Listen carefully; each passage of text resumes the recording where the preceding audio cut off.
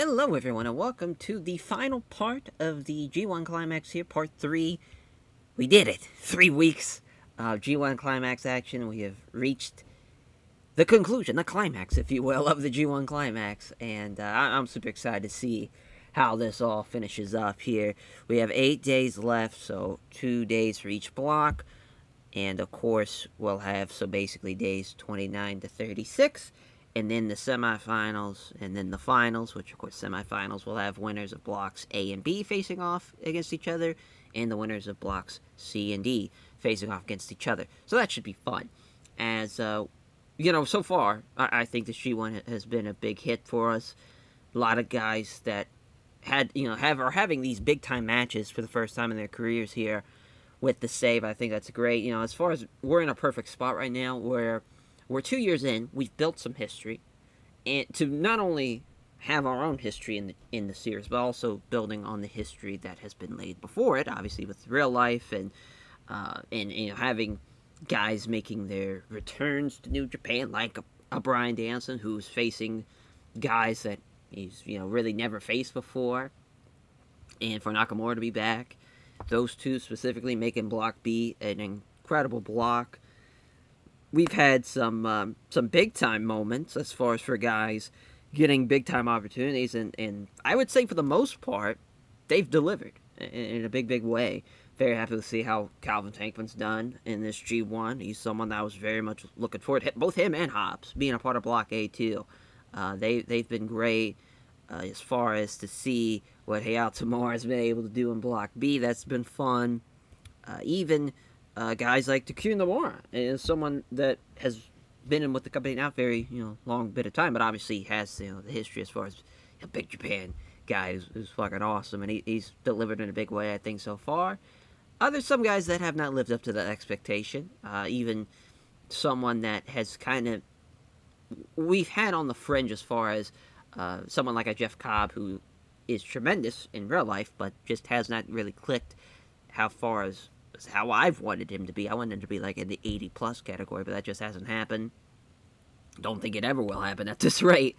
But him, as far as both him and Toa Hanare, I think they've been given a big opportunity. Hammerstone given an opportunity. So basically all of the Liberty United guys, they've been in a big opportunity, and it really hasn't panned out for most of them, but they've done a pretty good job. Leon Fujinami is someone that hasn't really answered to the call, but that's all right. You're gonna have your winners and losers, and not everybody can win every match in this block, and it's just very glaring, obviously, when you see some of these standings. But before we get into day 29, we will go through the standings. So speaking of standings, we'll just go ahead and transition over to them. As for Block A, Hiromu and Okada tied at 11, and it's very interesting because those two already had the 30-minute draw. So if, for instance, if they both tie with 15, let's say they both win their next 2 matches, they will have to have a tiebreaker match. Not exactly sure when we'll probably do that tiebreaker match. That might be on the final day of Block C, so at least gives them a break. So at least we know going into the semifinals. So that's nice, though.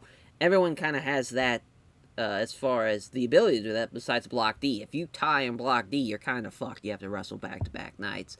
But that's just the way she goes for Block D.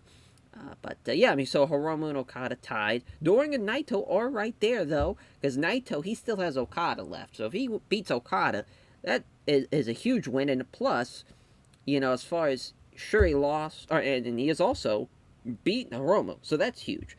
But he did lose to Joe Doring. So if Joe Doring, if he beats Evil and or Hiromu, that could be huge for him. He might swing into 14 points there, and Hiromu would be stuck at least at 13. So he could steal it there. So this is a 4-man race for sure. But that's so far. Block A, I think it has, as far as you have your top 4, and really the top 3 have delivered a big way. Doring somewhat, but definitely Hiromu, Okada, and Naito. They've been the heavy lifters of the block so far. Disciples of Darkness, though, at 8 and 6, and Evil at 4, so Dark Order, well, not so bad. Satoshi Kojima and Taichi tied with 4, as far as that goes. And Katsuya Kitamura with 2. in his first G1. Tough break for that man, but he's still getting it together, though. He's had some tough guys to face off against, and really, he's fought like a lot of like actual true heavyweights, like Tankman and Hobbs and Doring. Like, there's some legit heavyweight guys, Evil 2 and Kojima, of course, and Okada even. Like, that's a true like heavyweight block, and it's definitely, I think if he was in another block where there's a couple of smaller guys in there, he might have had an actual chance to maybe get like 6 points, 8 points even. But I've loved the story of Block A in the sense of you have your top guys and they've delivered, and you've seen really the cream of the crop rising to the top, and you're not really seeing it, as far as any surprises or anything. Yeah, there's still 2 days left for them, so maybe something could happen there. So Block B, what a block. This is literally, sure, you have the guys with 11 and Danielson and Tanahashi, but I'm not counting out anybody that still has 8 points too, because that's a huge window there. A lot can still happen, but Danielson and Tanahashi, as far as that goes, Tanahashi and Danielson had the draw, so of course they're tied. And again, if it comes down to a tiebreaker, if they win both their final 2 matches, we'll have a tiebreaker match probably on the Block D show. So watch out for that, if that's the case. But there's a lot going on here. Jay White, Jeff Cobb, Shingo, and Nakamura, and Zack Sabre Jr. all with 8 points. That is a crazy lineup, and a lot can still happen. Jay White, he still has Tanahashi the face, and even Hayata Tamura. Hayata Tamura could jump up there to 8 points. Who knows, maybe even 10 if he beats both Jay White and Shinsuke Nakamura. That could be huge. That would be massive. For sure, Cobb has Danielson and Shingo left. Could be tough for him. Could be tough for both Bryan and Shingo there. And of course, Shingo, we talked about the Jeff Cobb match, where he also has the Tanahashi match as well left, which that's a big match to have. Crazy enough, I think we've only done that once in this save, which is pretty cool. And I think that was at the beginning, so it's been about a couple of years since they've had a singles match. That should be a banger. And Nakamura, of course, has the Tamura match, and Taurus Uchiora and Zack Sabre Jr. That Bryan Danielson match to end out the block, which that's going to be huge. And he also has Fujinami as well, so maybe Fujinami might steal one and get his first win of the tournament. Yeah, it's very much like you have basically 7 guys that could win this thing, and then you have poor Tamura, Fujinami, and Taurus Uchiora, who are like, yeah, they're outside the window looking in. But that block's been tremendous, of course. It's lived up to the expectation and more. We've seen some fun rematches. We've seen some fun matches we haven't done in this save, like the Tanahashi-Nakamura match for the first time in this save, which obviously those two, no strangers to each other, but that's going to be a lot of fun to see what we do as far as how that block ends out. A lot of different scenarios. Now, Block C, as far as you have Ashino still running away with this, there is a snowball chance that there's a tie, as far as if Ashino falls apart here, loses to Kingston and to Takuya Nomura, he'll finish with 13. If Brody wins out and beats Fredericks and Yano, he'll have 13 as well, and he'll tie. But really, it's just those 2 guys. It's a 2-man race there.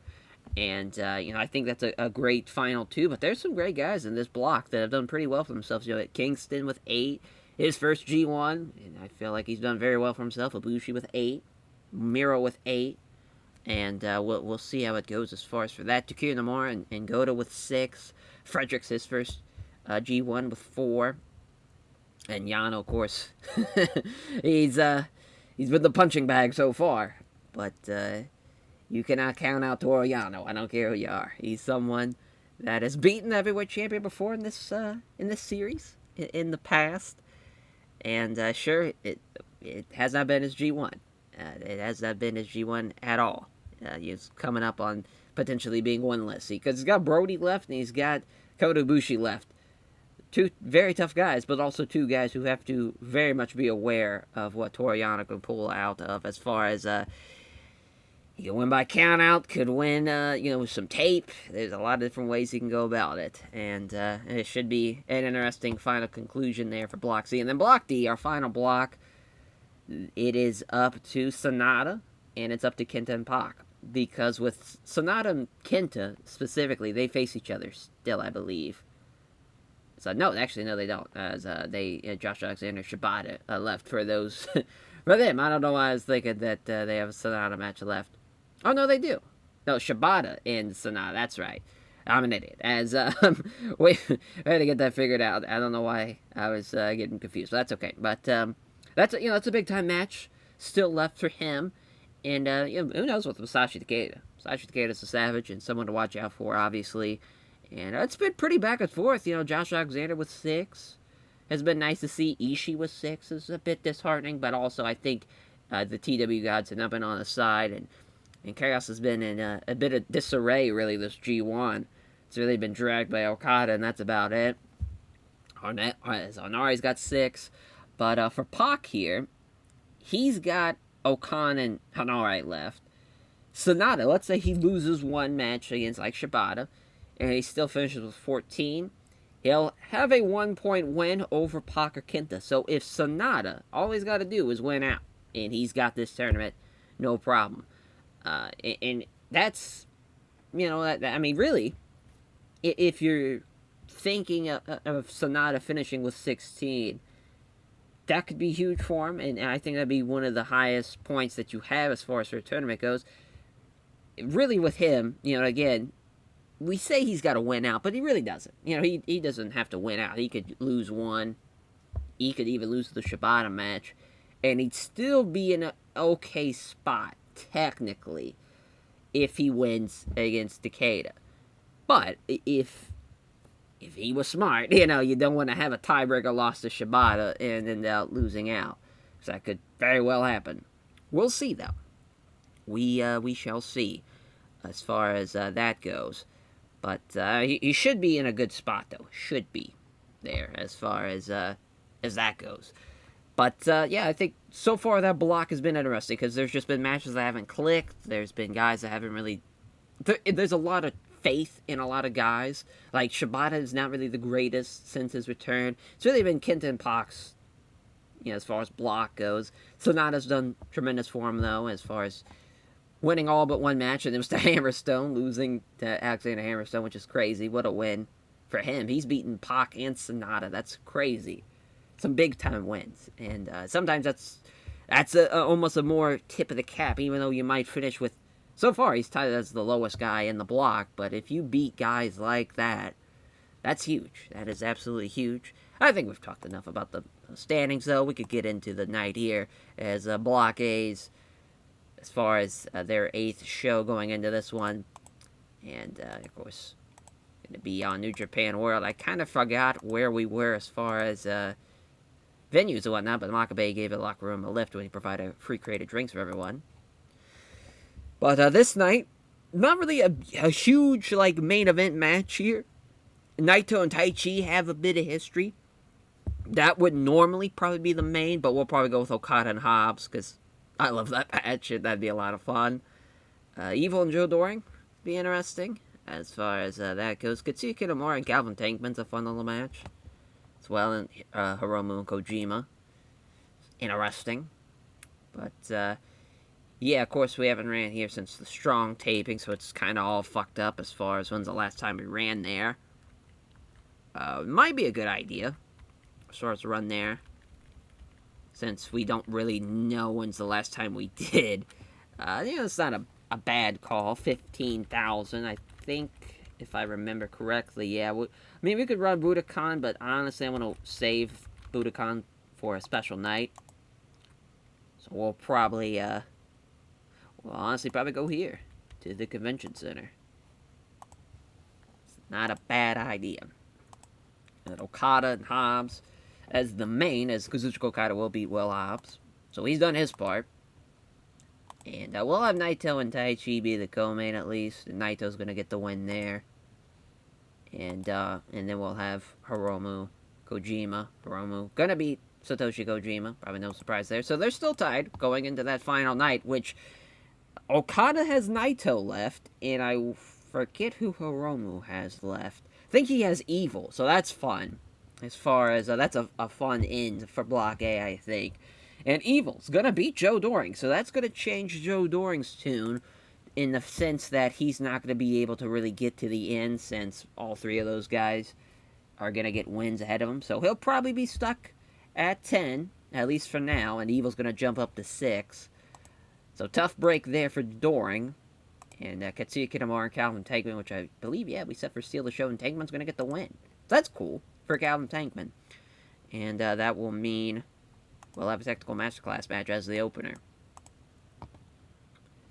Kind of want to see a Chaos, like, 8-man. If we can. As far as doing, like, Francesco. Yeah, I think Francesco does pretty well in the Technical Masterclass match. It's not crazy good, but yeah, he should do pretty... maybe just Rocky and then Show and Yo.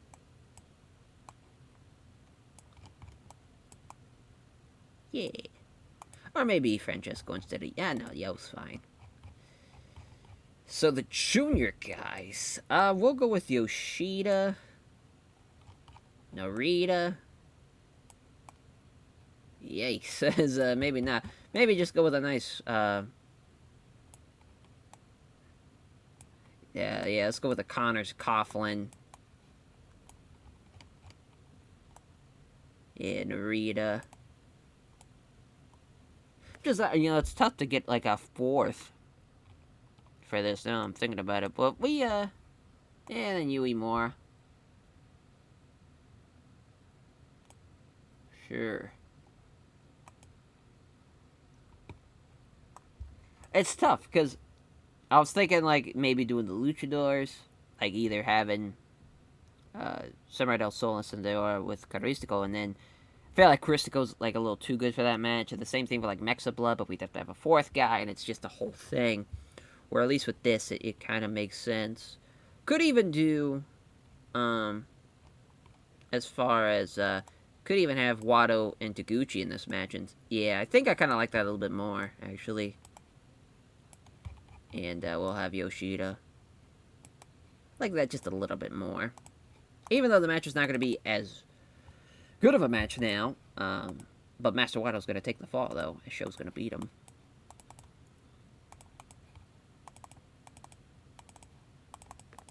Here we go. Nice. Day 29. It's a 60 for this opener. Not bad. Thanks to Robbie Eels, specifically.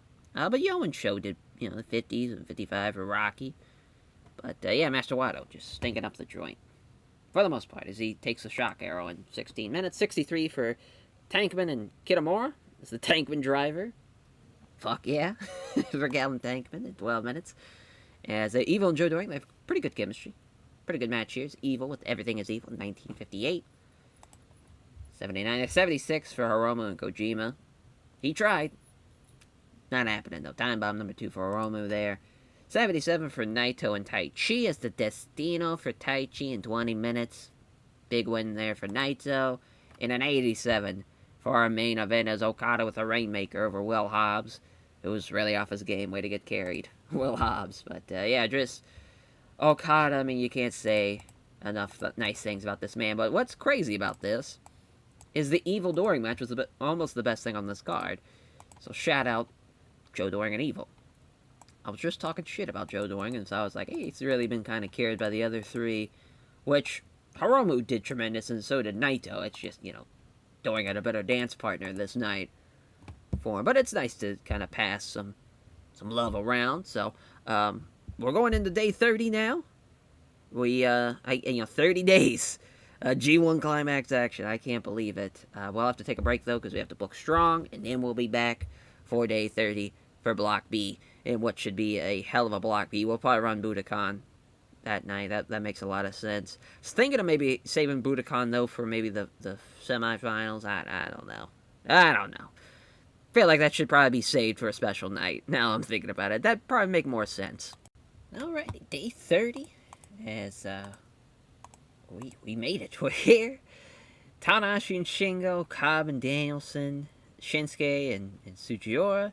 Hail to Tamura and Jay White at the final match, and Zack Sabre Jr. and Fujinami, rather, as that should be a pretty good technical masterclass match. Obviously, with Zack being involved, should go over pretty well. As yeah, I believe. Oh, we haven't ran here in a while. Yeah. Now let's skip that. We'll run that for, like, block C or D. So we'll jump to, yeah, the Hiroshima Sun Plaza. That works for me. Perfect. So, Tanahashi and Shingo's probably the main there, and Shingo's going to beat him. So that's a huge win there. That at least stops Tanahashi in the sense of, being tied with Danielson. Changes things a little bit. And Tamura and Jay White will be the co-main. I think Tamura's going to beat Jay White. So that's huge. Absolutely huge. And Jay White's a little upset, so we'll keep him strong. So to not only beat Tanahashi, but it beat also Jay White as well in the same tournament. Big get. And Jeff Cobb is going to beat Bryan Danielson. So the hits just keep on coming. So they're still tied in Danielson and Tanahashi. But this changes things as far as with Jay White losing as well. Cobb jumps up to 10, and so does Shingo. And with Nakamura and Toru Sugiura left, which Benson a little upset about having to put over Jeff Cobb. Still a bit upset. That's crazy. So we'll keep him strong, though. And Nakamura beats Toru Sugiura. It's going to be a steal the show match. And Nakamura's going to get the win, so he'll be jumping up to double-digit points as well. And Zack beating Fujinami, so he'll also jump up to... I mean, this is such a fun block so far. Just how everything's kind of been pieced together. As we'll have a tag match. As, the more I think about it, maybe Cobb and Danielson should be the co-main. Because I think it'll be a better match. Who knows, though? I mean, I could be wrong. It could be pretty close, but I just feel like Bryan Danielson's better than both guys in the match before that, so it just makes sense. Let's go with a tag. Kind of want to see a yay high tag match, but I don't think they'll have enough pop. So I just booked Shelton on the strong taping against Rosser, so we might be able to do King. No, King Mo's doesn't really going to work either. Yeah, we'll just go Makabe and Hanma. The old tried and true. As we'll have him. I was thinking having them lose to a young lion, but we might not. Now I'm thinking about it. Yeah, we probably still will have them beat like a young lion or something, or just have. Yeah, I think that's probably a better option. Yeah, we'll just have Fujita and Oiwa lose to him. So yeah, we've done this a handful of times. Did this back last month during the G1. So do this again here. I don't think it's a bad idea. See how it goes? Yeah, 33. Not great. Not great, though. But it should be fine as far as the show as a whole. We'll see. 73 there for Zack and Fujinami. I'm not really engaged to it, though. But he gets the win, though. 73 here for Nakamura and Toru Sugiura. It's a Samoan driver for Shinsuke Nakamura, 14 minutes. Not even with a Boombaye or anything like that. A 68, yeah, for Jay White and Tamura. Put a lot of faith into that, and probably should have went before Nakamura and Sugiura, for being honest. But a 72 for Cobb and Danielson. Store the islands there for Jeff Cobb with a huge upset over Bryan Danielson. That really just came down to believability more than anything. Having someone like Jeff Cobb lose to Bryan, sure, we could win by submission, and it'd be believable, but I just didn't feel right with it. Felt like if Danielson was going to lose, Jeff Cobb loss could make sense. And plus, I think for the drama of that, to make that final show, make it even more enjoyable, have both guys lose going into the main, which Shingo and Tanahashi, having an 88 here really warms my heart, because I remember the Never Openweight title match we had 2 years ago really didn't, I don't think it was, I think it was in the dark green. I think it was in the 80 range, like the low 80 range. Might even been high 70s, now I'm thinking about it. We'll have to maybe take a look at that. I wish you could click there and go to it, but that's okay. Might be asking too much for it. But, yeah, we'll put over Tanahashi and Shingo for sure. And Daniel said, man, maybe not instead of Tanahashi we'll go with. I mean, Tanahashi did put over Shingo, so maybe we might do that. Yeah. Yeah, perfect. So I mean, that's a great night, though. I Block B again. Can always be so proud of it. So on to the next night we go. On to night 31. Alrighty, day 31 here. And, Block C, running rampant. TEW Shatturashino match is a lot of fun. Goto and Miro's fun. Juice and Kingston. And, yeah, this should be an interesting one as far as what should be the main. My gut's telling me TEW Shatturashino. I think we'll go with that. A couple of backstage instances, though, is Ryu Lee's brought forward Wrestlers Court. Accused of failing to pick up a share of the tab at the bar. As the judge, Tanahashi, found him guilty and sentenced by drinks for the show. And Satoshi Kojima passing on microphone work to Hayato Tamura. Awesome. So, looks like we're going back to Kansai, which, yeah, I don't think... Yeah, we'll go with it. Sure. I was hoping to save that for a big show as well. Maybe we will. But, yeah, because I think we're just going to run the large hall.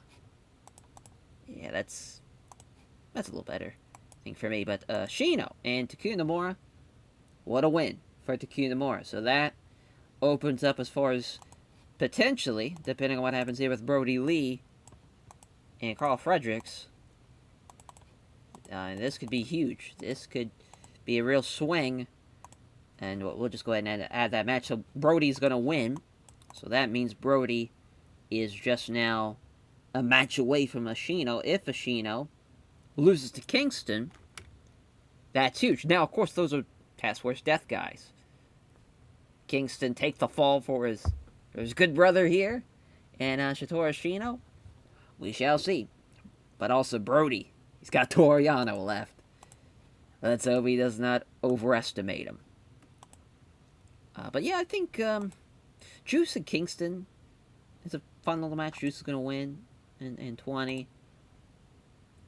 Yeah, we'll probably leave that as so. And Goto and Miro steal the show match. Miro's going to beat him. And then Ibushi and Yano, which Ibushi's going to dominate him, basically. Yano does some fun shit where he, tries to use the turnbuckle pad as, a kickboxing pad, to block the kicks, but he, the force of the strikes, he still takes, the bump, and he, shakes his hands after holding it. It's God, fucking, this guy's kicking the shit out of me type. It just, he's hamming it up. Off night for Ibushi there is really the idea. Let's have, as far as for a tactical masterclass match, I think we should have Davey Boy back out there with Suzuki. Always goes pretty well whenever we do this. Has been about a week since we used them anyway, so I feel like this is a perfect opportunity to bust them out here. We'll have him take on Yano and Yuto Nakashima. Just might as well play it on the safe side of things, as we'll have Davey Boy get the win, I guess. It's weird that the Young Lion match goes a little long, but what can you do? Some shenanigans, happens there. They're just really hamming it up. 52 for the opener, as a Saito suplex for David Boy Smith Jr. is the reason this is the finish of the match. It's a terrible match, though, according to TEW. That's fine. As a 70 here for the Bushi-Yano match, a Phoenix Plex. Yeah, that's definitely not the finish. It's just a either a Phoenix Splash or even a Kamigori. Or even, a head kick when Yano tries to, block it. But, Ibushi, fakes the leg kick type of thing. So he, goes for the leg kick. Yano blocks it, and Ibushi, it's a psych out, though. And so he kind of does the fake into a head kick, and it just drops him. And, the turnbuckle pad goes flying type of thing. Just very, very dramatic is the idea there. But Goto and Miro. It's Miro with the game over. 9:38. Got the crowd buzzing, though. We'll take it, even though it's 64-79 here for Juice and Kingston. It's a Pulp Friction for Juice in 1946. As an 80 for Brody Lee and Carl Fredericks. A big boot there. 20 minutes. The U.S. champ, though, having a good showing with Fredericks. In our main event in 80 as well, so TEW Nomura getting the win in 29 minutes over Shatturashino. What a win for that man, beating Shatturashino. But I'd love this match, though. This would be a lot of fun to see in real life. Wait, lose pop with Block C. Tough break there. As far as who to put over, as far as Yoshino, obviously did pretty well. So did Brody. Oh, we'll go with Juice. Juice's performance was pretty good.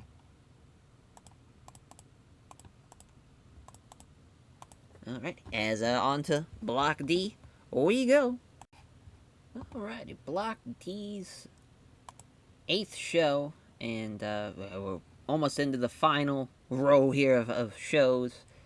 Day 32. Kenta and Josh Alexander, what a match. That would be Shibata and Sonata.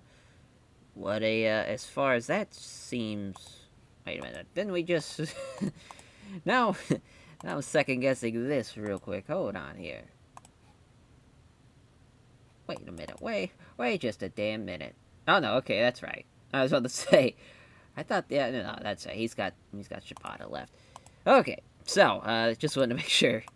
I was like, man, if we went all the way here, but Nakamura is wanting to put over Shinsuke, as man, that is awesome. Shinsuke Nakamura wanting to put over Takuya Nomura for at least one match. It's going to expire in 5 months. Wrestle Kingdom? That would be huge. That would be huge. For this night here, yeah, I mean, because we want to save Kanto and Osaka, so I guess we gotta run this Prefectural Sports Center. Obviously, Shibata and Sonata's the main, and Shibata's gonna beat him. So, for Block D, which I hate to bring this up again, so that means Shibata's gonna have 10, and depending on the Kenta match and the Pac match, this is really gonna be interesting. But Shibata getting the win. Kenta and Josh Alexander will have that be the co-main, which Kenta's going to win. And then for Pac and Hanare, Pac will beat Hanare. So this is going to be quite the final match, and really not the final match, final show for Block D. For Hammerstone and Takeda, I'm assuming this is a steal the show match. Now, I'm a little nervous about this, because Takeda, I think, has enough pop for this to work. But Hammerstone's going to beat him. So that's a huge win for Hammerstone.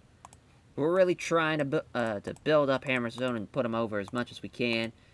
Because he's someone, like, he did, like, was that the last Global League, or was that the first N1 victory he did? I think that was the first N1 victory. Either way, he did the round-robin tournament for Pro Wrestling Noah. Like, big deal. He had some pretty fun matches. It sucks that he hasn't been back in Japan yet, but Great Khan's going to beat Tomohiro Ishii here. Fun match here. First time meeting in the save. As far as singles match goes, and Great Khan might outperform him there. That's a really strong possibility.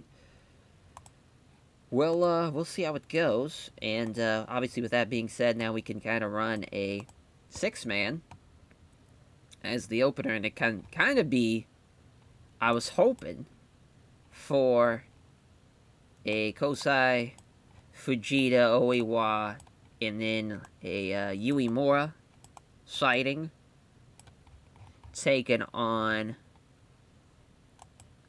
Stinking Dark Order, since John's a little cold right now, to help get him in the right direction. Just a thought.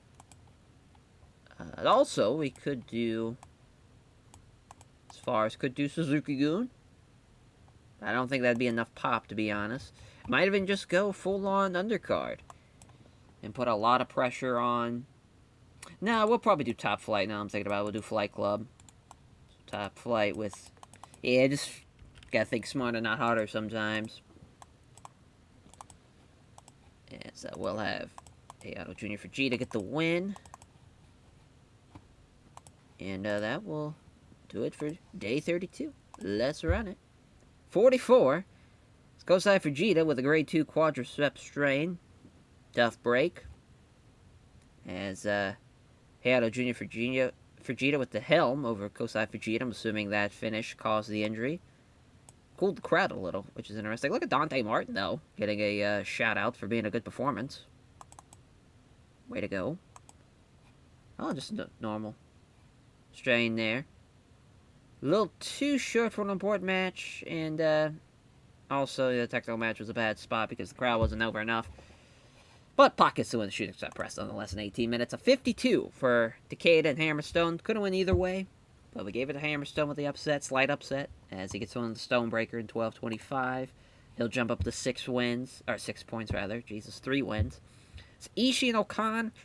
God damn it, Okan. We give you a big match with Tomohiro Ishii and you shit the bed. Unfortunate. 77 for Kenta and Josh Alexander. Go to sleep there. That would have been a fun upset for Alexander to get, but I just felt like it was unnecessary. That'd be a fun match, though.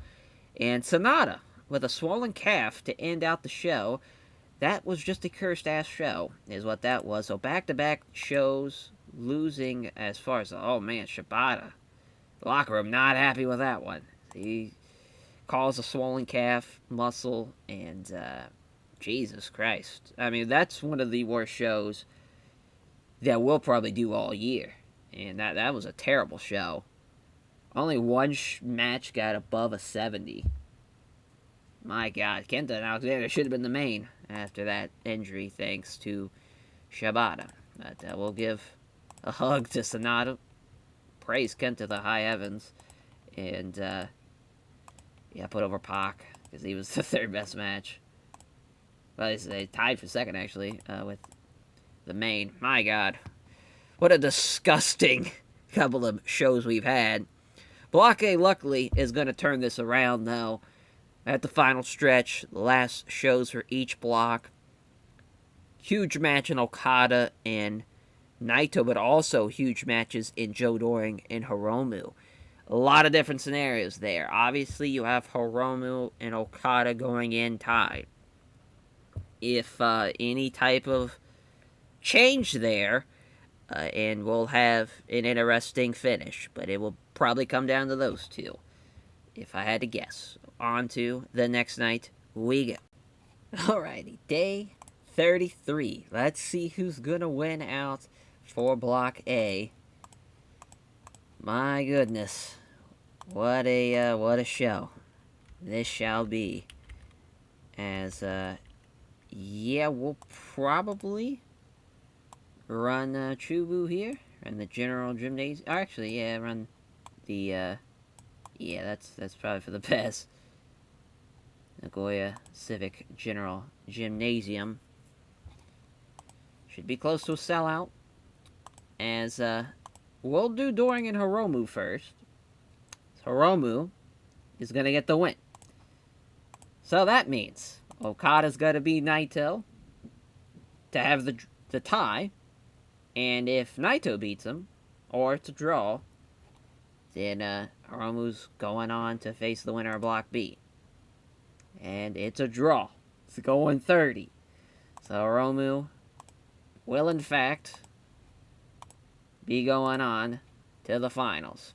At least to the semifinals, as the Block A winner. I want to see Dark Order versus Dark Order guy be pretty high on the card. Hobbs is going to beat Tankman. I think that's a great win for the New Japan Strong Openweight Champion. Evil Taichi is an interesting little match, as Taichi's going to beat him. Happy Taichi gets a win. Evil is super pissed, though.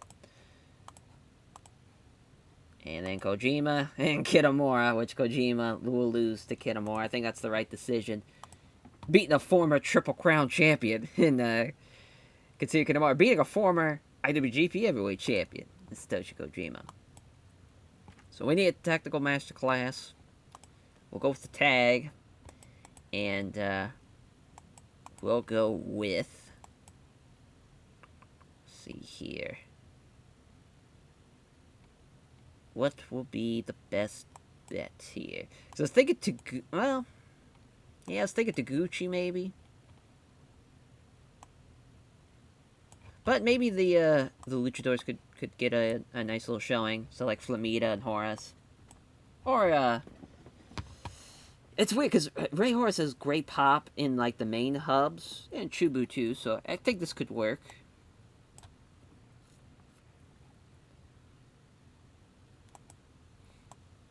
Yeah, against like Gresham and Makabe.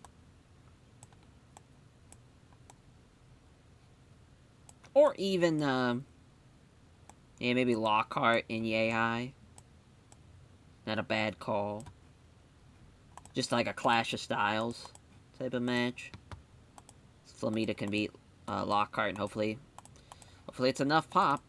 Probably won't be, but fuck it. I think it's going to be a hell of a show, though. Even despite that. Yep, 38. Everybody did pretty good, but Lockhart as 450 splash for Flamita there, 54 and 56s for Mexa Blood. Good win for Mexa Blood. Good chemistry and whatnot. Just not enough overness there, but that's okay. 49 for Kojima and Kitamura as they don't click, but Kitamura with the Boston Crab. He probably just won with a lariat, if we're going to be honest there. We'll probably have to get rid of the Boston Crab for him, but the Tai Chi clutch for Tai Chi over Evil. Evil did outperform him. I don't think it was so crazy where he had to be furious about losing, but I guess that's just me. It's Tankman and Hobbs, point difference. Could have went either way, but I just felt like Hobbs getting the win over Tankman just be fun. And it's nice to see the New Japan Strong Openweight champ kind of end out on a nice note, to be honest. And maybe we'll have a semifinals on the semifinal show.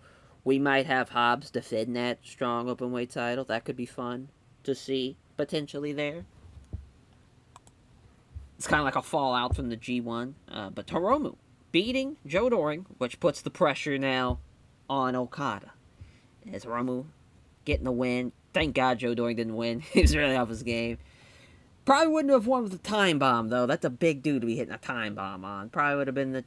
That's the thing about Hiromu. We probably should give him a finish. Because he really... I just kind of go back to his submission. To the triangle choke. We definitely could use him having a finish to beat some heavyweights now. Especially him being the IWGP Heavyweight Champion. Probably should have thought about that a lot sooner. But weirdly enough, his reign, he's kind of been lucky enough to where he's had to face guys that he could probably hit a time bomb on. 9 times out of 10. But Joe Doring is the exception. And he's a big dude, for sure. Him and Brody, too. Whenever him and Brody would have matches, it's like, yeah, Rome was probably going to win the triangle there. But what a match. Here in our main, 99. It's Kazuchika Okada, Tetsuya Naito. They go 30. So it's just kind of fun in this save. We've had them wrestle. We've had the Dominion matches. We've had the Wrestle Kingdom matches.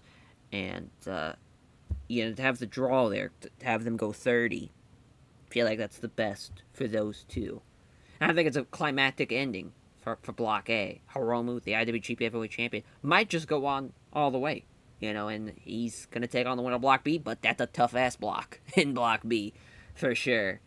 As, that we desperately needed Block A night there for 91.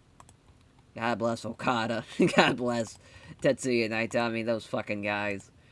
I can't praise them enough. Can't praise them enough. Fantastic. What a night.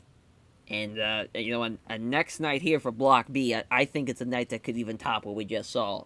Crazy enough. With the Danielson-Zack Sabre Jr. match. With all we're doing on that next night. This is going to be crazy. I can't fucking wait. Boy, oh boy, this block here. How is it going to end? We find out. Jesus Christ. I mean, this is going to be unreal. His Milano Collection AT passing on tips on psychology to Yasuo Takayano. As, Jay White and Tanahashi. Probably, I don't even know what should be the main here. Because Jay White and Tanahashi would be, that would make sense to be a main. Even Hayato Tamura and Shinsuke Nakamura, I think, could make sense as being a main. But it's got to be Danielson and Zack Sabre Jr. It's got to be. And, really, those 4 matches here, even the Cobb Shingo match, that's a lot of fun. Fujinami and Sujiura, though, is interesting. The 2 guys at the bottom of the barrel. As, I could see us going to the Hiroshima Sun Plaza there. Could even go to this, we could really go a lot of different ways.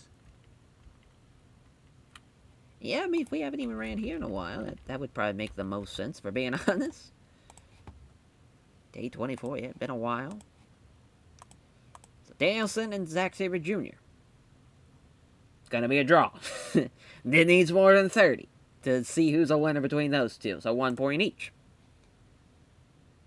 Jay White and Tanahashi. We'll have that be the co-main, I think, for now. Jay White beats Tanahashi. Of course, Jay White, as far as he gets this break because Tanahashi wants to put him over. So I feel like that makes sense here. So tough break for Tanahashi. He's just ran into some brick walls there at the end.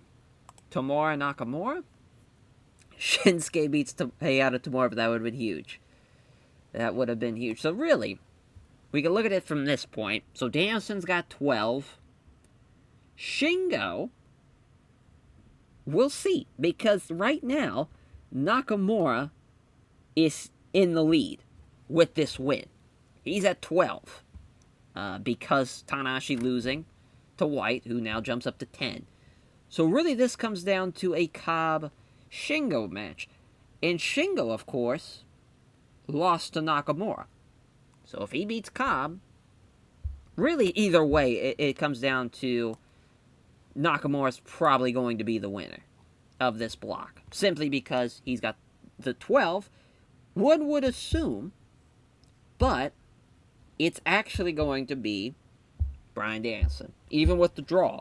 Because Nakamura, of course, as far as for him, he lost to Danielson. And with Bryan being at 12 because of the draw, he'll be because of the tiebreaker. Potentially there. Potentially. If Shingo beats Cobb, or if Cobb beats Shingo, then we have an interesting case, because then whoever wins in that match will have 12, and will also potentially, whoever wins that goes on to the finals. Very, very interesting there. It's Nakamura getting the win. So Cobb and Shingo. Shingo Takagi. What a G1 for that man. This man has been to the finals twice now in this save. Can he do it a third time? We shall see, as it's LIJ versus LIJ in the semifinals for blocks A and B. And Fujinami gets his first win in the tournament as well over Toru Sugiura. It's quite the interesting development there as far as how that plays out and all that jazz. So Shingo having a great final, really into that, and just all around incredible, really. Really incredible stuff there. And it's crazy because when you look at it, how Block B could have went if Cobb and Shingo would have been a draw. This would have been insane, because you would have had we would have had a tie with Nakamura getting the win because of a tiebreaker. Danielson, if he obviously beats Zack, it's no issue. He would finish with 13 and he gets the win. Same thing with Tanahashi. If he beats Jay White, it's just incredible. It's incredible, really. Hell, if it's a draw with Cobb and Shingo, Tanahashi still loses to White, and Zack faces Danielson and beats him, and Nakamura still winning against Tamura. It will be 12-12, and Zack would have gotten the tiebreaker. That's if, obviously Cobb and Shingo would have Cobb and Shingo would have had like a draw or something. So just crazy. Absolutely crazy how that block, how everything kind of comes out and Shingo spits out as the winner of his block. Insane. In-fucking-sane. So our Technical Masterclass matchup, we'll go with a Roppongi 3K match, because I think it's kind of needed. As, we'll go Golden Dragons. Haven't seen them in a while. Hopefully it's enough pop. Hopefully. Not really too sure. We've done this a handful of times. As far as Roppongi 3K, we'll get the win here to make it 50-50 in the save. As Sho will get another win here. He's going to beat Senta Deora.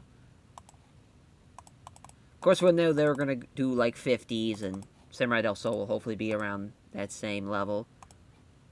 going on here? Oh, my Asami being used too much. Interesting. Yeah, we'll have red shoes. Be the ref there. Alright. So day 34. Sodeora gets hurt. We're getting a lot of injuries now. I mean, we've been running a tough schedule for sure, but nice win though for Roppongi 3K as the power breaker for Sho in 15:48. 64 for Sujora and Fujinami. Sujora did outperform him, but double underhook suplex for Fujinami there, getting the win with a 64. 79 for Cobb and Shingo. Shingo with the Made in Japan in 25:36. And 89 for Hayato Tamura in Shinsuke Nakamura. The Bumaye for Shinsuke over Tamura in 25 minutes, which means our co-mains in 84. Tanahashi losing to Jay White's Blade Runner. Tough break for Tanahashi there, but thanks for putting him over, kid. Thanks for putting him over. And 85, what should have been a draw, time limit draw, but that's okay, as, yeah, that should have just been a time limit draw. Zack did outperform him, and he was still off his game, but superb match, though, nonetheless. We'll take the 85, we increase some pop. Nakamura and Tamura should have been the main. How about that? I would have been cool with that, to be honest. That would have been an awesome main. But really, you know, Tanahashi putting over Jay White. Way to go. Nakamura being tremendous. Zack Sabre Jr. really had a great shot, I think, of winning that block. Even though, I mean, that block was tough. I mean, Shingo winning that block, unreal. Unfucking real. Because so many things had to go his way. So many things did not go their way as far as for Bryan Danielson. He had a really great shot. And so did Tanahashi of winning that block. Both guys came up short. Just, you know, shout out to them. So we're going to have, you know, Hiromu and Shingo on that semifinals night. And we'll see what the other semifinal matches as blocks C and D's final shows coming up now. Alrighty. As for day 35 for Block C, final day of Block C, New Japan World, and Yuji Nagata, Great Okan passing on Psychology. Is Nagata there? And then Ishii and Harada. Is Ishii passing on microphone work to Tomoya Harada. What a final show for Block C. And pretty interesting block here for Block C because there's a lot of guys with double-digit points. But really, it's still only a two-man race with Shino and Brody. But Takuya Nomura and Eddie Kingston have a great shot of making that, you know, double-digit point effort. Kingston's got a tough match, though, with Ashino, and Takuya Nomura's got a tough match against Kota Ibushi, but nonetheless, though, this is going to be a fun, I think, kind of final show for Block C, and we're going to get into the Brody Lee Yano match first, because Toru Yano is going to get the win. Now this match, this is peak shit booking right here. As far as just having fun with this. This might be the most fun I have as far as booking a match, because it's so ridiculous. So, Yano is scared to death of Brody. Really building up that Brody's trying to murder him, because he knows what's on the line here. He beats Yano, and, you know, this will be, you know, later on in the night. If Ishino loses, we got a draw, and we'll have a fucking tiebreaker match. Brody is just a man possessed out there. He's going at Yano every which way he can. But Yano is kind of ducking in and out of the ring as much as he can. Trying to play head games, and Brody's in no head games move. He's not falling for any, like, bullshit shenanigans. Until Yano, salt in the eye, though. He pulls out salt out of, like a bucket from ringside, or underneath the ring. There's just a bucket of salt for some reason. I don't. Maybe he's as far as I have no idea why there'd be salt underneath the ring, but Yano planted it there. He knew he was gonna throw some salt in the eye of Brody Lee. So Brody's blinded. There's a ref bump. Out comes John Silver, and John Silver is doing some comedy shit with Yano. There's a lot of just comedy shit. A lot of, you know, like, blocking the low blows. And then, you know, Yano and Silver end up double low blowing each other. Just big pop, right? And while this is all happening, though, the double low blow happens. And, you know, referee sees it, but he's kind of, he's like, he knows that there's been some interference, but he's not really sure what's happening. Then, Just the King, as far as even longer in the match, I know it's crazy that a lot of this is happening in a 7-minute match, but our referee, Just the King, gets taken out this time by Yano, inadvertently. Brody tries to whip him in the corner, and just the King, he's still kind of blinded, and he gets caught in the corner, wrong place, wrong time type of deal. So out comes a replacement ref, which I wanted to make sure to see who was going to be the replacement ref, which is going to be there's just crazy shit after crazy shit. So the replacement ref, Red Shoes, because Red Shoes, P comedy guy, the Red Shoes comes out after the bullshit. Like, all hell's breaking loose in this match, and Brody Lee, while Just the King's out, he hits the big boot finally. After just minutes of trying to get this big boot in, finally hits it, pins him. 1, 2, 3. Brody thinks he's done it. Red Shoes is like, no. Silver hit Yano first, causing the DQ, which again gives the win to Yano for the DQ. So the dusty finish.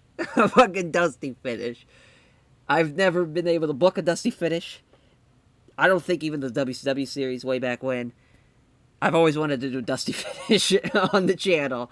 And of course I wait until the G1 Climax in a New Japan series to bust it out. But I'm a sucker for a dusty finish. I think it's so over the top stupidity of just kind of pro wrestling that it's just the even flow of that whole deal. It's just so fucking dumb that it's so entertaining though, and I think in a spot where we don't do it a lot, I think it could get over, and it's something not too crazy. It's not like a title match. It is a chance to have someone go on to a semifinal chance to win a G1 block. That is huge. So it's something that it's at least an achievement, but it's not like this is the end all be all, like a world heavyweight title match type of thing. So just nice 5-minute explanation of that match, which of course Brody Lee is furious on. I don't blame him. He's gonna lose to the guy who hasn't won a match yet, but he's gonna put him over, luckily. And what's great about this is all that for nothing, because Ashino still beats Kingston. Because, and there's a bit of in the story with this match, we have a lot of stories going on. So Ashino's kind of trying to give Kingston the Iggy, like, hey man, like, do what's best for business, for Task Force Death. Kingston, he's just, you could tell by just the facial expressions, he does not want to do this. Like, he's too prideful of that. He's not a guy that wants to lay down for another man. No, he's not doing it. But Ashino's trying to be like, listen, brother, we got to do it. I'm the leader of the Task Force Death. But Kingston's not, he's not bucking for anybody. And Ashino's getting pissed now, because Kingston's he's not dropping, he's not laying down for him. It starts getting pretty physical, pretty quickly. Starts to do a shoving match, but then it starts getting into a pure brawl, and then they start having an actual match. And Kingston with a couple near falls, though. He gets a couple of close calls on it, but Ashino in the end finally gets the win. I think that's a pretty fun story there. It makes sense. And just the pridefulness of Eddie Kingston, that character. Obviously, he's not wanting to do that. He's someone that prides himself very highly. Ibushi and Takuya Nomura is probably the co-main. This is a fun match, though. Kota Ibushi's going to get the win, though, nonetheless. So we'll probably bump this. Actually, yeah, we should. Kingston and Ashino probably should be the main instead of Nomura and Ibushi. Could have went either way, though, as far as that being the main or co-main. So then we'll have Goto and Juice, which actually they have terrible chemistry, so that will probably be the first of the 5 matches, honestly. So Fredericks and Miro, which Fredericks is going to beat Miro. That's a huge win for Carl Fredericks. Carl Fredericks really hasn't had that big win. He's beaten Kingston, which was pretty big, but he beat Yano and that. But beating Miro here, that's huge. That really changes things. And with that win, that really opens the floodgates, really. for him, hopefully, is what he's hoping for here with a big win over Miro, which he's fierce, and we still kept him strong. Poor Miro. But, yeah, we're trying to make a guy. Trying to make a guy. That's what... That's always... They would hate me as a booker if I'm just having to deal with someone who doesn't want to put somebody over. We're trying to make a guy. And, just, or like, oh, it's an upset. Like, you'll get the win back later on down the line. It wouldn't... That ain't gonna work for me, brother. It's what I'll be getting a lot of those. And, that would... I would not last. I would not last as a booker, that's just for sure. But since Silver's going to be involved in a match, which then will lead to some comedy stuff with Brody being super fucking pissed with Silver backstage. Kind of chase them out of the arena type of thing. Into the streets of Tokyo they go. So Brody's just a madman trying to murder him. But yeah, Silver and Reynolds, as they'll take on... I'm trying to think of a good junior team for them to face. They kind of fit. Honestly, Jude London and Paris Day Silva match would be pretty fun. They don't really have the technical skills for that match, though, I don't think. I mean, not them.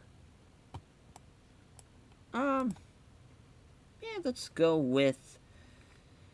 Yeah, I keep on wanting to go back to, like, a Taguchi...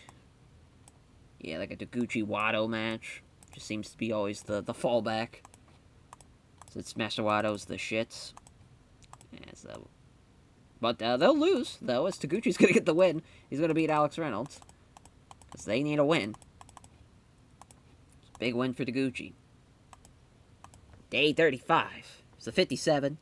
For the... we put in the fucking Yokohama Arena on accident. God damn it. It's John Silver, though. Best guy in the match. Him and Reynolds probably should have won, but Taguchi and Wado getting the win. Nonetheless, there's the Dodon there for Taguchi. Yeah, Juicy, he gets the win with the Pulp Friction, which he finishes with 12 points. That's not bad. He'll be the runner-up now because of the Brody match, but that's huge. That's a huge win. He didn't do that bad. So good for him. Yeah, I'm fine with that. I am absolutely fine with that being an 18. Because that's the dumbest shit in the world. So that's totally fine. Totally fine. Yeah. Yeah. Man, I can... If you thought Ghetto having some dumb shit in the G1 was bad, just you wait, brothers. Just you fucking wait. We bounce back, though, somehow with the Carl Fredericks Miro match gets 70. Carl Fredericks gets to win just under 22 minutes. And, pretty good match here with Kurabushi and Takuya Nomura's Phoenix Splash for Ibushi in 28 minutes. Our main event, 92. It's Kingston Shatturashino. Great little chemistry there. Avalanche T-Bone. I'll take it. Hell of a match. What a show. What a turn of events there. We not only have an 18, but we have a 92. My God. Yeah, just put a fucking fist through the wall if I was watching that, though. Man, no, I would. I might pop for a little bit until I would see the Kingston Shatturashino match, because I'd be like, oh, Kingston's still gonna, but no, it was all for nothing. All for nothing. Boy, oh boy. Gotta love it, though. But yeah, Shino, right, we gotta put him over. We gotta put over Brody. And, yeah, Miro as well, for putting over Fredericks. What a, sports entertainment night is what I'm gonna dub that. That's what happens. I've been watching, I've been wanting to do this for a while, definitely since, when we were going into quarantine the first time. I was wanting to, rewatch a lot of Raws and SmackDowns just because I hadn't seen it in a while. It started with 2000, and, my God, some of the dumbest shit you'll see, as far as formatting-wise, as far as, because, the talent's there, but a lot of that early 2000 stuff, I'm still in January, and the McMahon-Helmsley era stuff is just horrendous. That Raw, they're about, an hour and a half, because obviously with, the commercials, it'd be a 2-hour show. It's, probably, as far as that whole angle, probably takes up, an hour, and it's just the worst. But man, the crowd though, the crowd when it's like it's a top guy, like it's a rock match or something, they're all for it, and it's so hilarious seeing all those people watching just complete horse shit for like an hour, and they just have to sulk it up for this final match with Rock. It's just great. I don't know why tangent there, but just felt like I had to explain myself after what we just saw. But our final block show, Block D, day 36. We got New Japan Strong in the book first, so we got to stop the recording, and we'll catch you guys there. Alrighty, so funny enough, we had this set for, as far as obviously you see there, it's Wednesday, so this was technically happening after the New Japan Strong taping, so that's fun. We had a New Japan Strong openweight title matchup between, as far as Katsuya Kinemura and Will Hobbs, since Kinemura beat him during the G1. Just felt like that was a perfect time to do that, which Will Hobbs retained. As much as I would have loved to see Katsuya Kinemura get the win, just felt like, Hobbs outperformed him too. It was a 71, that was a pretty good match, which is hilarious to me. I don't think Katsuya Kinemura would ever be in a match that good, but we'll gladly take that. I don't know why I was looking at that. Obviously, we already are at the Hiroshima Sun Plaza, can't really change that. So for this night here, comes down to 4 guys, really. With Sonata, Pac, Kenta, and Shibata. Obviously, Sonata, with the swollen calf, probably going to affect him. He's got his match against Takeda. Pac has a match against the Great Okan, so if he gets the win there, and if Kenta gets the win over, as far as him and Shibata, they have their final match still. So, could sway either way. If Shibata beats Kenta, and Sonata loses and Pac loses, Shibata gets in, Kenta beats Shibata, and Pac, and really with Pac, if he were to also win and Sonata lose, then they'll have a tie, and then obviously if either Pac or Kenta win and the other loses, then whoever wins and the other loses, that person will go on to face Shatturashino. So, big night here. I think obviously here, when it comes to this, the Kenta-Shibata match will probably be the main. Kenta beats him, so there is that for Kenta. Kenta gets the win, as Shibata's the road agent. Well, that'd be Liger, I guess. So, then that leads to Pac and Great Okan. Pac beats the Great Okan. Uh-oh. What's gonna happen here? As for Takeda and Sonata. So Sonata is going to lose thanks to interference from House of Torture. So that means that, of course, Pac and Kenta, they will have a tiebreaker match. So, what sucks for them is that Block D, because it's right before the semifinal show, they won't have a chance to really have like a match in between. So they're just going to have a tiebreaker match on that same show. So whoever wins that match has to face Ashino and has to wrestle twice. Tough break for them. That is very unfortunate. So we'll probably, in the sake of fairness, have that match as far as whoever wins takes on a Shino match. That match will probably be happening as far as will be happening as the main. So that's going to be interesting regarding that. So we'll then have the Alexander Ishii match, which we set for Steal the Show, and Ishii's going to beat Alexander. And Hammerstone and Hanare, which is a technical masterclass match. Liberty United versus Liberty United guy, which Hanare's going to get the win. Much needed win for him. And we'll probably have a Young Lions versus Established Guy match here, if we can. I'm trying to remember who I booked on that Strong taping. I don't think I booked a Young Lion, so obviously we're safe there at least. We might do Moriarty in Gresham. It's not a bad call. Against Fujita. Or maybe do Yui. Yeah, do Yuto and Yano. That just kind of makes sense. From that perspective, is Moriarty going to get the win? So what a semifinals we're going to have as a United Empire going to get the win to kick off the show.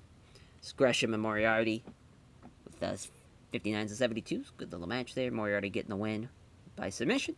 10 minutes. 62 here for Hammerstone and Hanare, as Hanare getting the win with a spinning spinebuster. Hanare with a 60. 52 for Hammerstone. Bright Guy wins. In that one, a 67 for Tomohiro Ishii and Josh Alexander, as Ishii with a vertical drop brainbuster in 9:41, as Ishii getting the win, and with the 72, which is great to see, and they outperformed as well. Yeah, I mean, the fans hated the outside interference finish, but at least it wasn't too bad.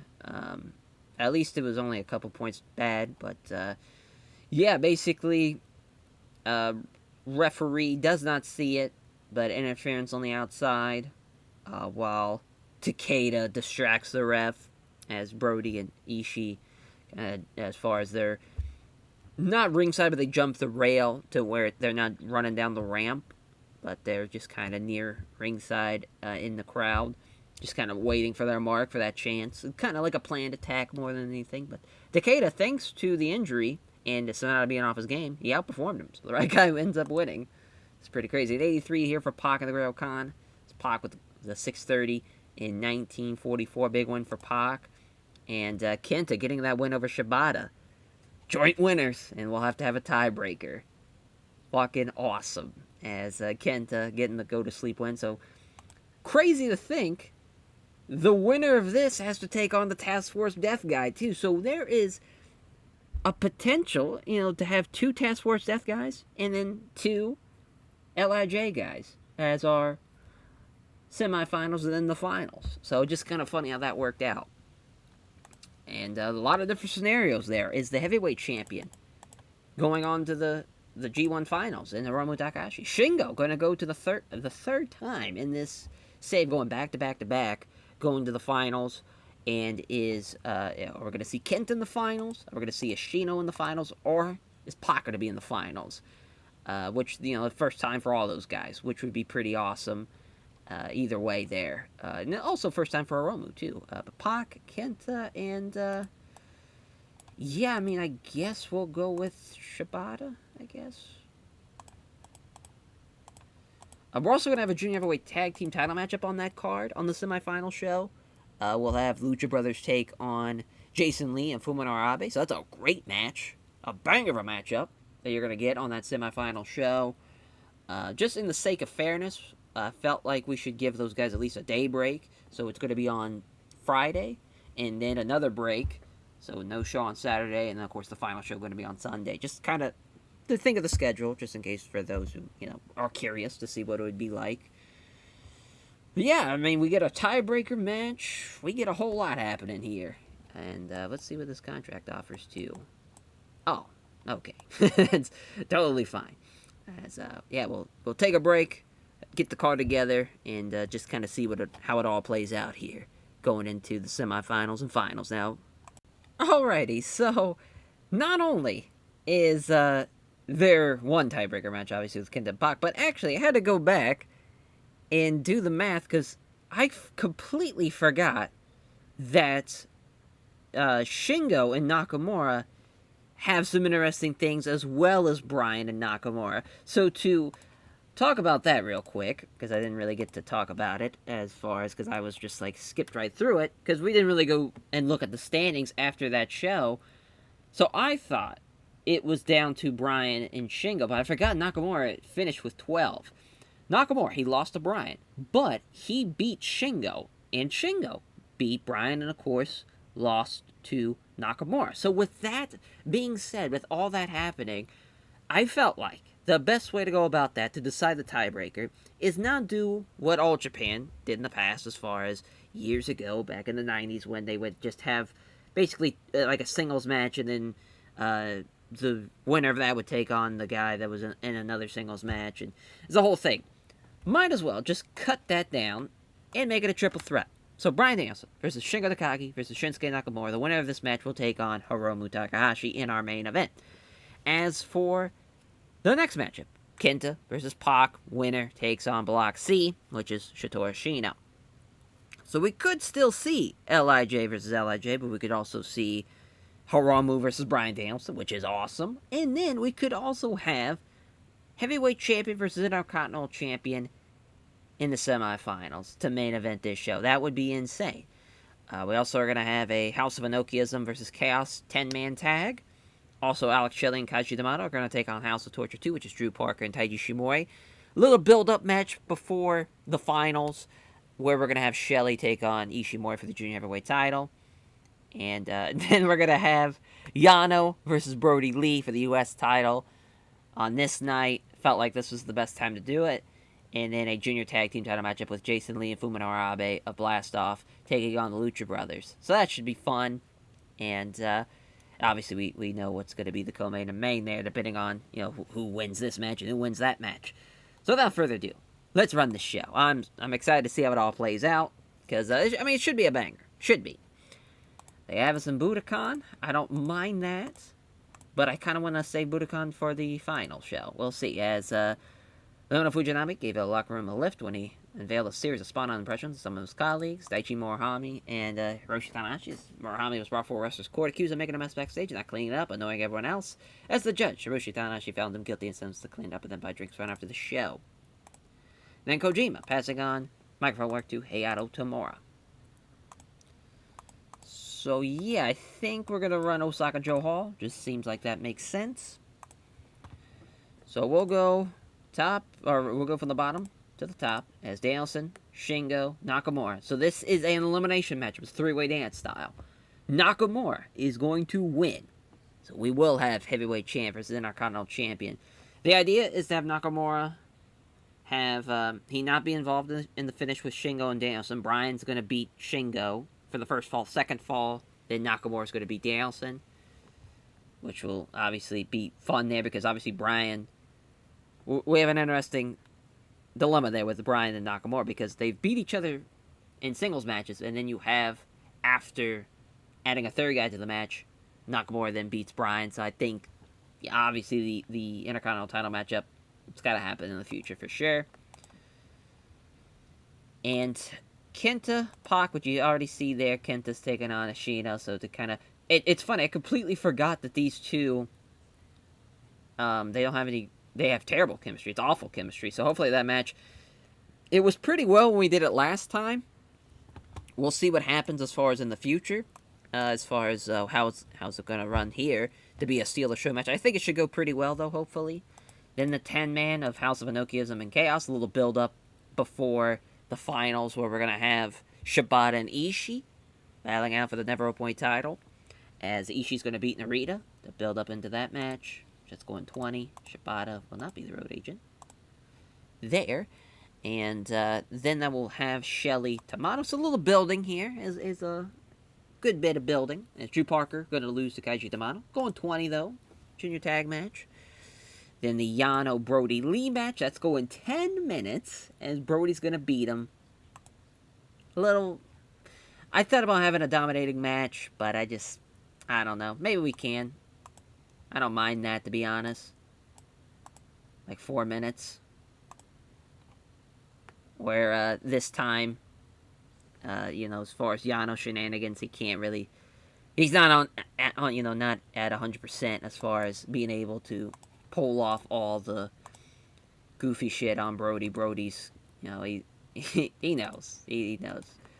He's not, fooling anybody anymore with that. Then, the junior heavyweight tag team title matchup, Jason Lee, Fuminori Abe will lose to the Lucha Brothers in a 20-minute matchup, which that should be a really good match.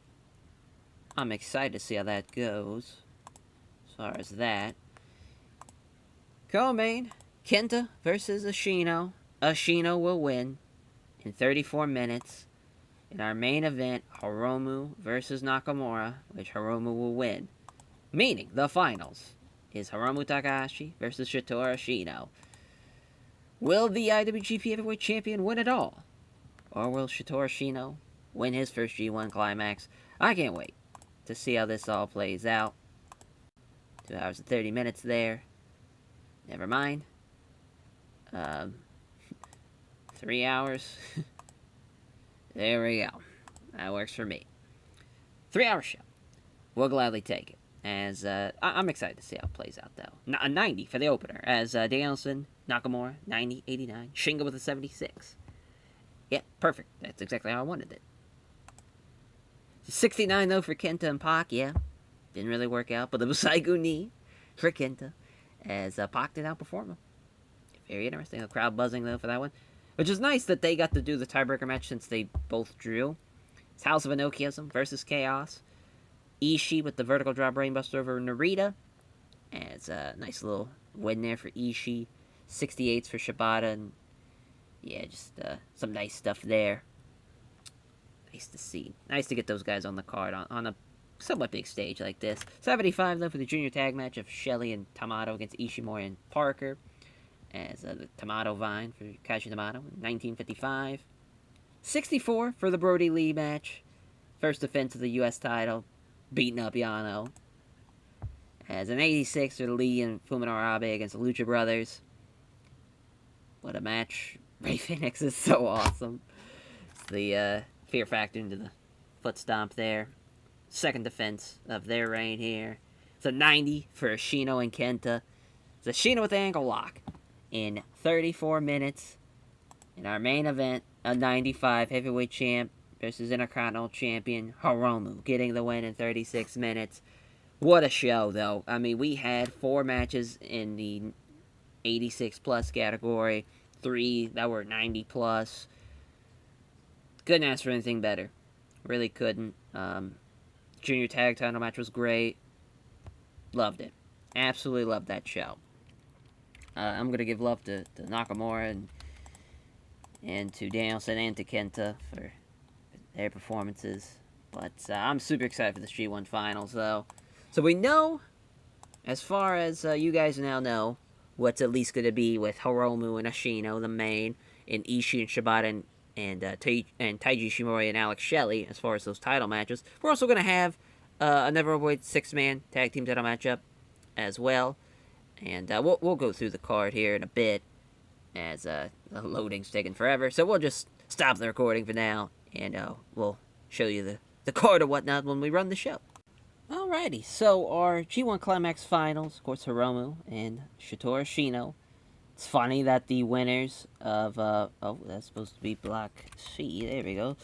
It's funny that the guys that didn't have to wrestle twice end up winning, who would have thought, but Hiromu and Ashino should be a banger. Should be a banger for sure, and I'm excited to see how that plays out, because Hiromu's in a unique spot. Because if you win the G1 as a champion, you get to pick the challenger, but also, theoretically speaking, if you win, let's say you lose the belt later on in the year, you're still destined to be in the main event, if that is the case. You know, you still have the briefcase, not like you hand the briefcase over. I would hang on to that sumbitch, you know, until the day comes, you know, if it was me.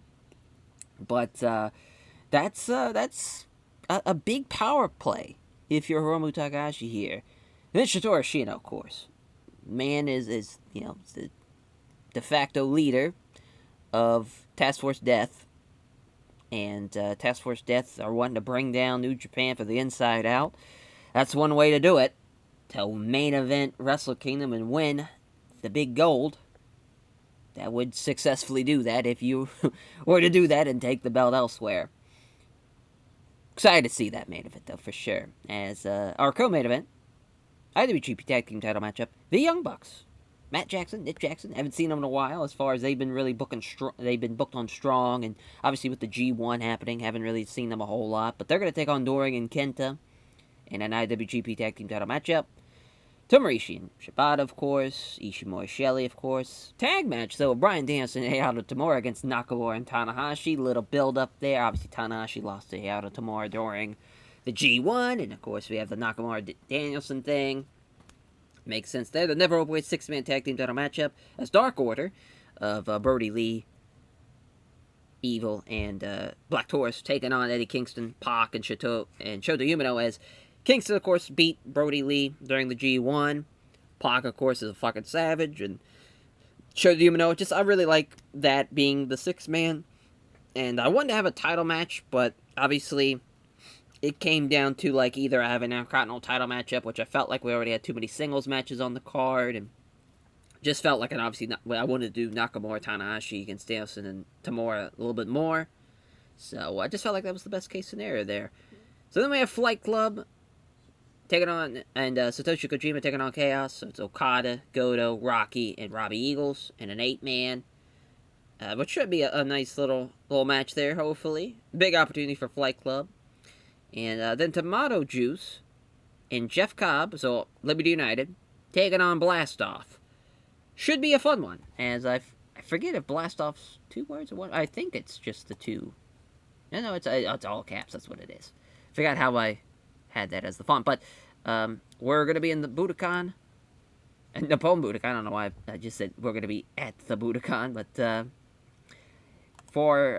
we forgot the backstage incidents. That's right. A couple of them. Paul London. I just keep him around because he keeps on doing this shit. Because we don't use him. We don't book him in Strong or anything. He just entertains the locker room. Senta Deora, Spot for Wrestler's Court. He was not joining the rest of the locker room for a night out as the judge Tanahashi found him guilty and by drinks right after the show. I believe he just won the PWG title, which is funny to say. And then Caristico wants to put over Fuminori Abe. Blastoff are so fucking lucky, man. Everybody wants to put him over. That's so awesome. So awesome. As our main event, of course, Hiromu versus Ashino. And Shatturashino gets the win. He beats the heavyweight champion to end out the G1. What a win. What a win. And what a moment, I think, for for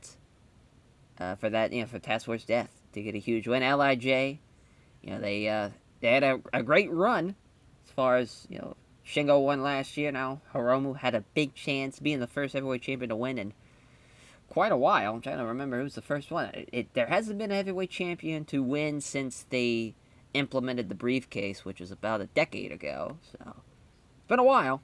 Could have been there. I said no. Shino's gonna get the win. Then the co-main event, Young Bucks, Kenta and Doring. Kenta's gonna get the win. Tag team champions there retaining. Then I believe we have Shibata and Ishii next. I kind of forget the order, but too lazy to look it up. I guess we could just look right here. Yep, that's the right order. Shibata's going to get the win and retain there. And Ishimori and Shelley, which I'm curious to see how many matches they've had. They've had a couple of matches back and forth. Remember the Best Super Junior, Ishimori beat him. So been waiting for his title match. He gets it here. And, so I think it should be a pretty fun match. Obviously, they're going to be close to 50-50. Shelley, they were already at, basically, as far as 50-50 singles matches, so this was the tiebreaker, with Shelley getting the win. Then, of course, Danielson and Tamura, which Dream Team, taking on Tanahashi and Nakamura's. Tanahashi's going to beat Tamura. We could have really went with, Nakamura and Ibushi, but, obviously they've had the legendary singles match against each other. Just felt like it was better to do that instead. Then that will be the Chaos and Flight Club Satoshi Kojima. Weird that we threw Kojima in there, I know, but it just felt like it made sense as far as, because I want to say, I was trying to think why I threw Kojima in there, to be honest. Just honestly, it just felt like we needed someone that could team a Flight Club, and it makes sense, or Top Flight, and Hayato Jr. Fujita. But the Eagles are going to beat Darius Martin, though, in the 8-man. And, that's right, we've got the Task Force Death, New Dark Order, Never Wait 6-man title matchup, which Black Taurus is going to beat Shota Umino in 20. And then the opener of Liberty United versus Blastoff, as Abe is going to beat Kaiji D'Amato there in 17 as a technical masterclass. I'm assuming we have to change. Oh, Robert King is the only thing we got to change. Assuming he's got the main. Oh, no, Red Shoes does. Huh.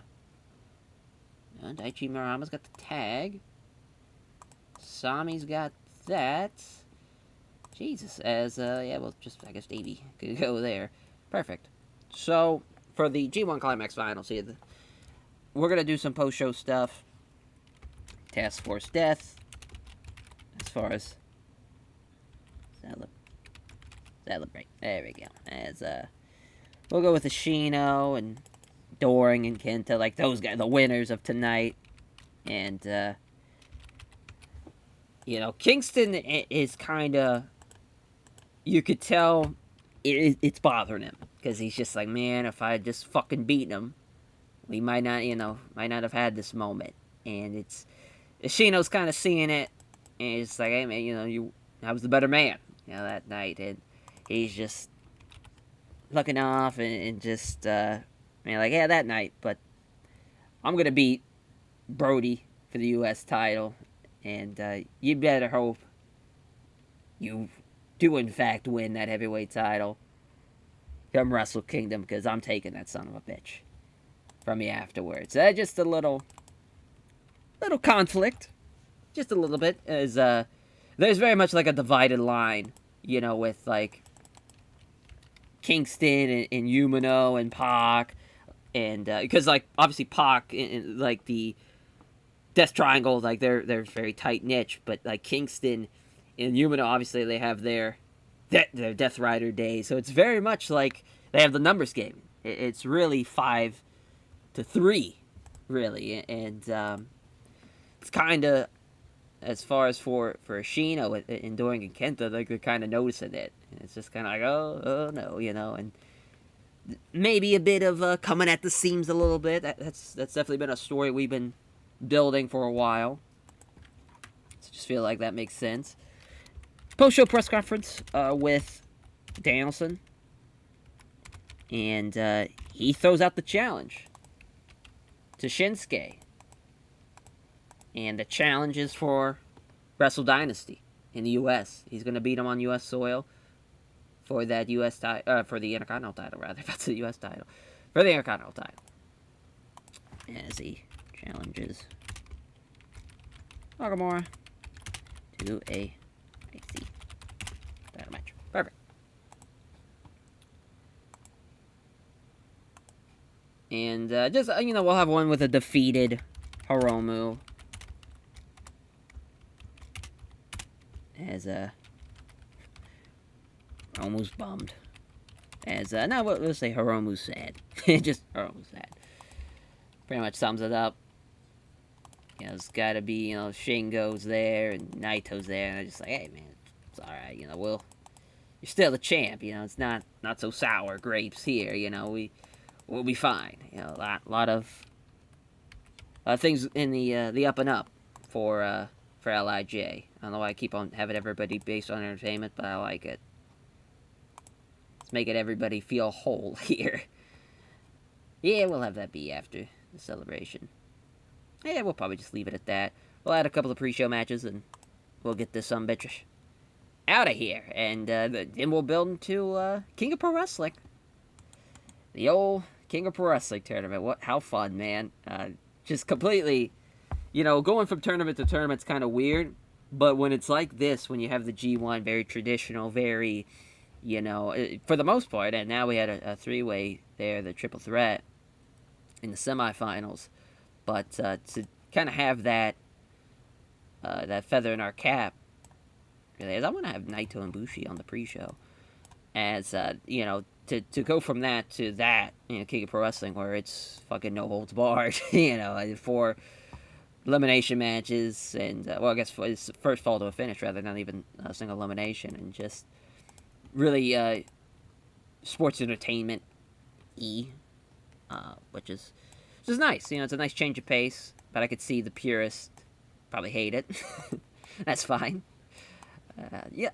Zach really does deserve, I think, a shot here. We'll do him and Gresham. What a match this is, though. We haven't even done this before.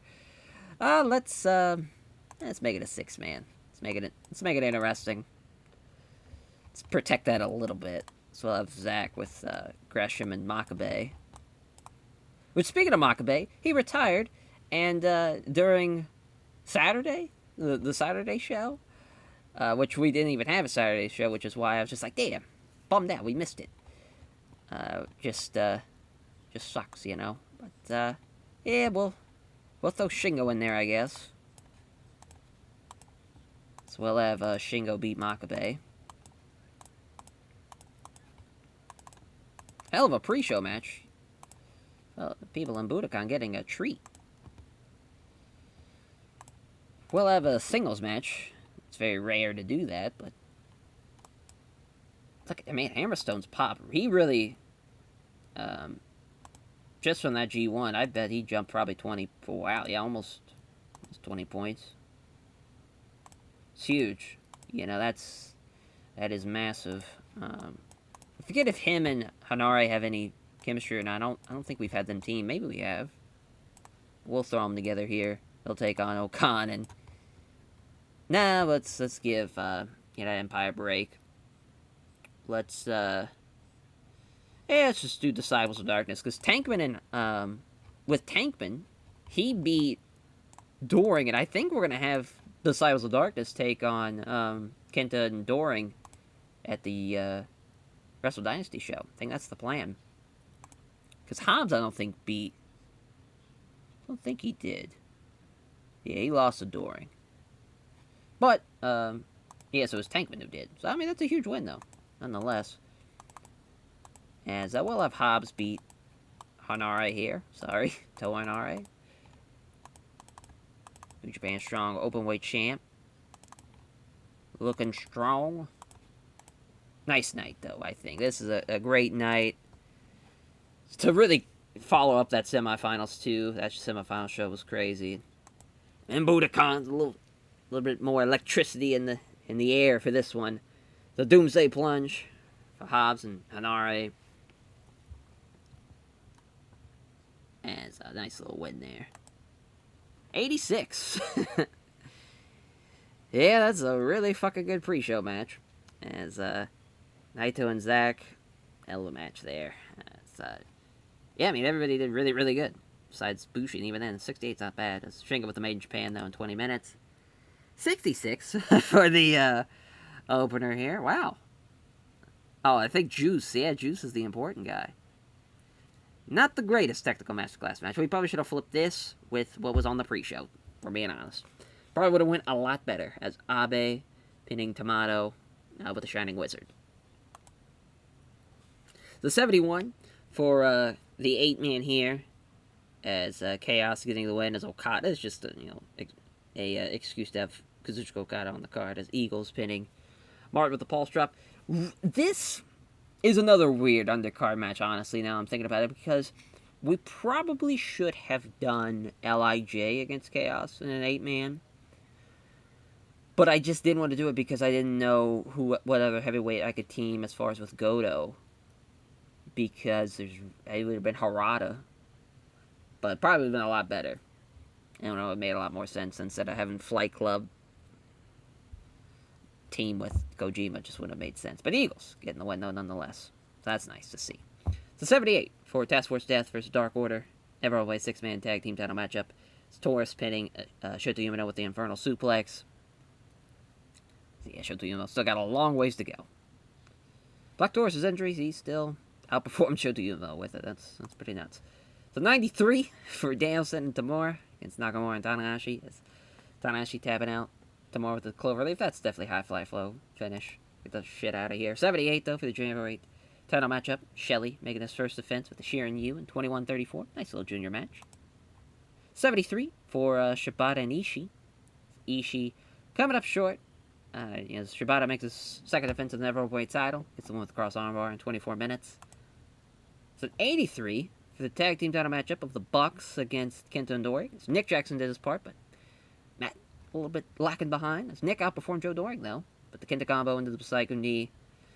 Kenta's just at a whole nother level this series. It's so awesome. It's an 84 for our main event. As Ashino wins with the ankle lock in 38 minutes. Lack of psychology here, but 92 and 90s. I'll take it. Nice little post-show stuff, though. Yeah. Huh. Yeah, I mean, it was still a good show, luckily. But Tanahashi and Nakamura against Danielson and Tamura being the best match at the pop. For sure. I love it. The pre-show match was better than the main event. Gotta love that. Got to love that. As, I'm trying to think who really to put over here, because I mean, there's a lot of exceptional talent, tonight, and a lot of great stuff. Definitely Tanahashi, though, I think deserves some love, and so does Danielson, being honest. And Ashino. Ashino did well. Actually, Probably Kenta, because Kenta, what he did... Nah, we'll go with Ashino. Because what Kenta did, though, in that tag team title matchup was nothing short but brilliant. Some great stuff there. And we did it! We survived the G1 Climax. We didn't have it beat us. And, yeah, another G1 in the books. Shino has punched his ticket, but he's still got a ways to go. Could still lose that briefcase. So, a lot can happen. A lot can happen from now till Wrestle Kingdom. Which is crazy to think, though, because we're almost there. And it's, we're just a couple of months away, really, weirdly enough. Yeah, I mean, we'll be 5 months away here relatively soon. That is very, very cool. Thank you all for watching, though. You know, the splitting up this G1 was a lot of fun. Just felt like it was a lot easier and a lot more jam-packed and all that jazz. As, yeah, we'll see if the real-life New Japan can hold up to that. No, they'll... I'm sure it'll be fine. I don't know. I don't know. Well, let's not even talk about it. As, we'll see how SummerSlam did. Yeah, SummerSlam did better than us. Roman's the WWE champion here. Kofi's the Universal Champion. That's a fun match, though. Kingston and Andrade. Ricochet's the Intercontinental Champion. Yeah. They're Fiend and Ambrose. The Cell. Becky Lynch. No, that's fun. That's weird. They brought in Serena. I wonder when they did that. That's cool. Huh. Interesting. So, was she... They must, yeah, she must have been in NXT during the start of the month. I didn't even remember she was a part of NXT during, like, the 20...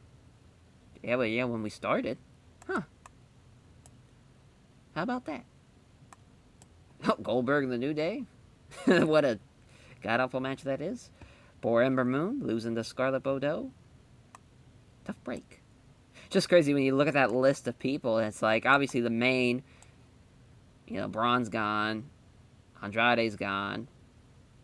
They're at least together. Ricochet's probably going to be gone. Both of the... You know, obviously in the mod, he was gone, and they brought him back here, and he's gone. Well, Elias's gimmicks changed. Robert Roode's basically done. She's not with the company. And, you know, Naomi's basically gone. Yeah. I mean, Kabuki Warriors, same... Yeah, obviously... This whole match is gone. Gone. That's just crazy. Gone, B-Team. Both gone as well. Wild. As, thank you all for watching to finally wrap this up. We'll catch you guys next time for the King of Pro Wrestling. Take care, everyone.